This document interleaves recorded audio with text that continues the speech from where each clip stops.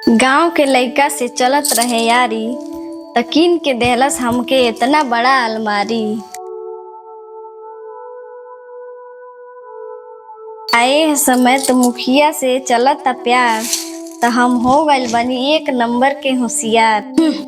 मुंह मारो ऐसन बुड़बक मरद के, जौन बुझत नइखे हमरा भीतरी के दर्द। हमरो समय आइल बा।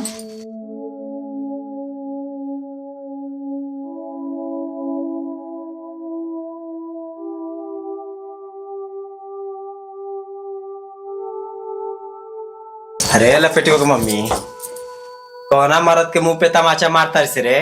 तोहरे ऐसान बुड़बक मरद के मुंह पर तमाचा मारतनी हो, औरी के करे मुंह पर। देख लपेटुआ के मम्मी, मारे के होई तो मुंह पे तमाचा मत मार, नहीं तो हमार मुंह फूल के ना फुलौना हो जाई। मारे के होई तो हमारे पीठ पे मार। आवा तारा पीठिए पर मरवावे, पीठ के देखेला हो, ऊ तो ढकाइल रही। देख तोर दिने पे दिन देखा तन तेवर बदला चाहता, सुधर जो, नहीं तो जाना तो नहीं तू हमके।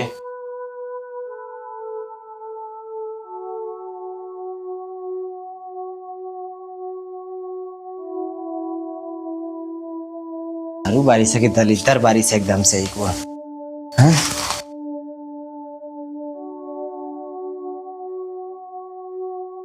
क्या करे आवते पाछे पाछे बता है? जो तो जीजो सब कुछ है ना। अरे मोरे राजा, काहे इतना पसीना आइल बा? इतना मत हमके मालिश लगाओ। बैठा है खाट पर, बैठा, हम पानी लेके आओ तनी पिए खातिर तोरा। मक्खन मलाई लगावा तरी।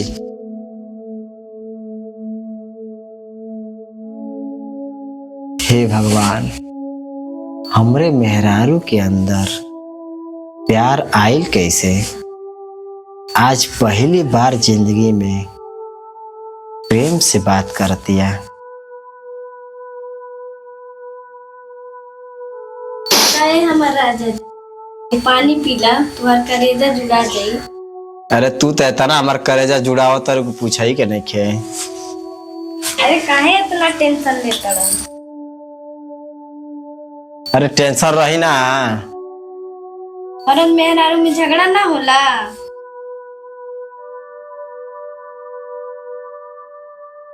है पानी पीला। कुछ मिलावली है ना रे? नहीं। हाँ ठीक बा।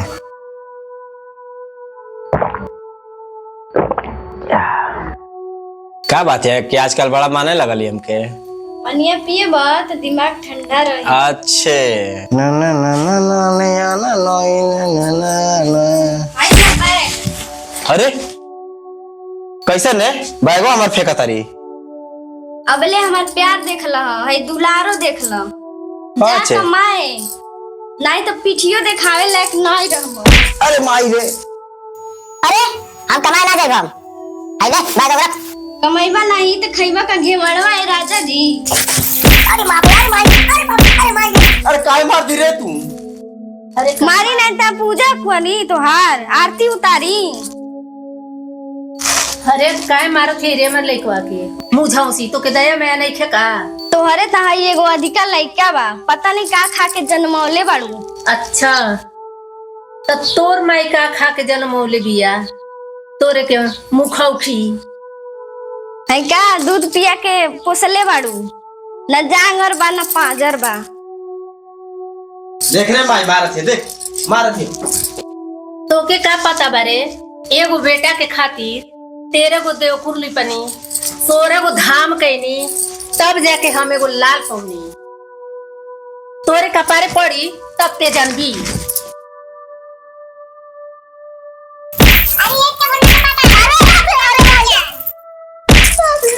का भइले के भरना के काहे मारत है?